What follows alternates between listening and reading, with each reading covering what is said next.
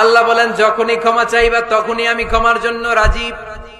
শুধু দুইটা সময় মানুষের ক্ষমা আর তাওবা কবুল করা হয় না। আওয়াজ করে বলতে হবে কয়টা? এক হলো বাদাল গরগরা, যখন গরগরানি শুরু হয়ে যায়। একজন মানুষের হায়াত যখন ফুরিয়ে যায়, মালাকুল মাউত তখন তার রূহ ধরে টান মারে, তার গলায় গরগর গরগর শব্দ হয়। তখন যদি আল্লাহর কাছে সে তওবা করে, ওই তওবা কবুল হবে না। সময় তো শেষ, দা গেম ইজ ফাইনাল, শেষ। আপনি মালাকুল মাউতকে দেখে ফেলছেন, আলামুল বারজাক দেখতে শুরু করেছেন, এখন কিসের তওবা? টাইম নাই, নো চান্স। এ হচ্ছে নাম্বার 1।